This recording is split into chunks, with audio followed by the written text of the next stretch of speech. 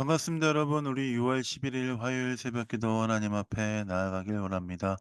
사도행전 19장 8절부터 20절까지 말씀을 가지고 말씀이 흥왕하여란 제목으로 말씀 나누겠습니다.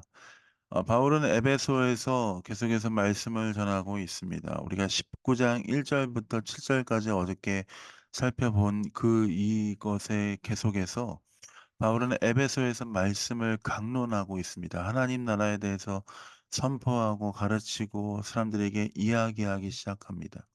하나님 나라에 대해서 3달 동안 권면하였습니다. 어떤 사람들은 마음이 굳어서 순종하지 않고 오히려 무리 앞에서 비방하는 사람도 있었습니다.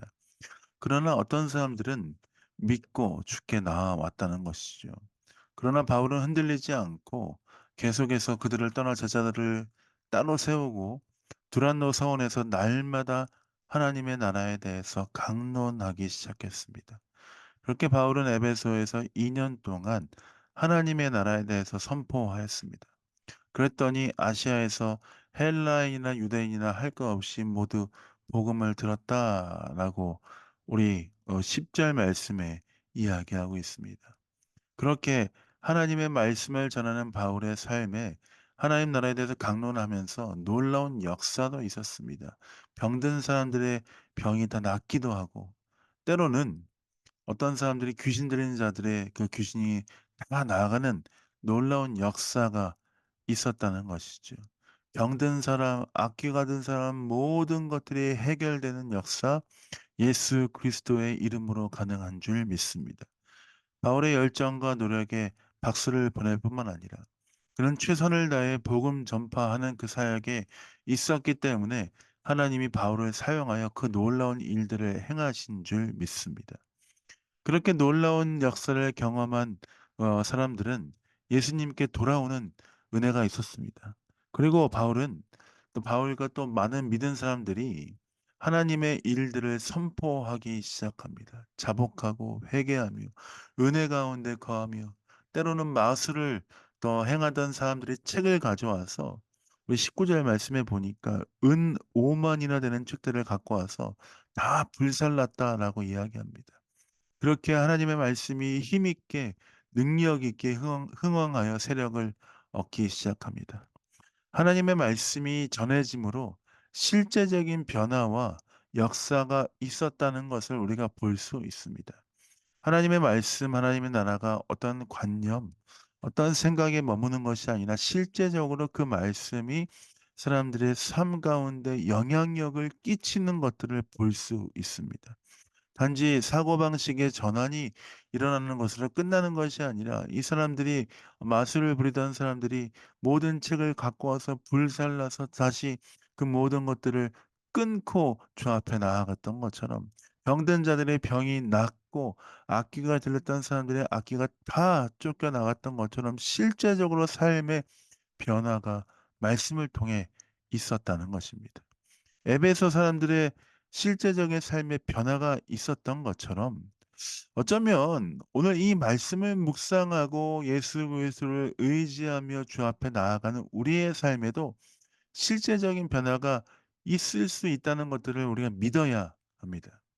때로는 하나님의 말씀을 믿고 하나님 나라에 대해서 고민하고 하나님 나라에 대해서 계속해서 바라보는 그것이 우리의 마음에 평안을 주는 것, 우리가 단지 잠깐의 기쁨을 누리는 것, 그것으로 끝나는 것이다라고 생각할 때가 종종 있습니다. 아, 하나님의 나라를 위해 살겠습니다. 하나님 주님을 위해 살겠습니다. 근데 어떻게 해요?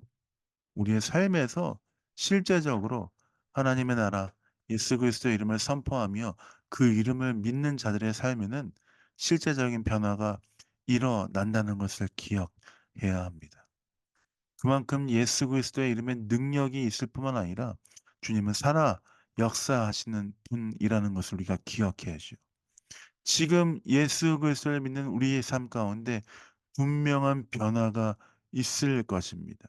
우리의 생각이 변하고 우리의 삶이 변하고 우리의 삶의 패턴이 변하고 우리의 삶의 동기와 우리의 모든 것들이 변하여서 그리스도인답게 예수 그리스도의 향기를 드러내는 삶으로 살아가게 하실 줄 믿습니다.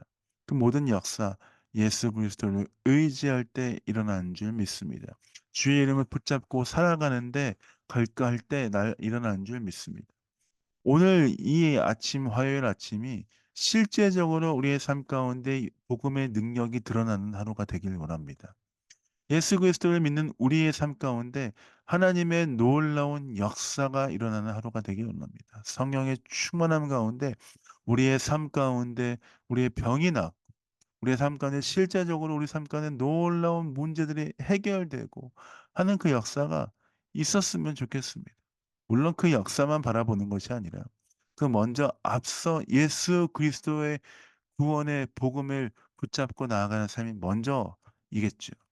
그 복음을 붙잡고 나아가는 자들, 그 사람들의 삶 가운데 하나님의 놀라운 역사와 은혜가 함께 하실 줄 믿습니다.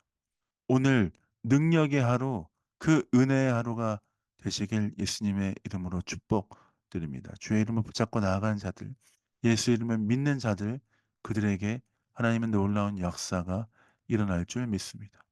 또한 만약에 우리 삶 가운데 그런 역사가 일어나지 않는다 할지라도, 실제적으로 눈에 보이는 역사가 일어나지 않는다 할지라도 우리는 끝까지 예수 그리스도를 믿고 의지하며 나아가야죠. 왜 그렇습니까?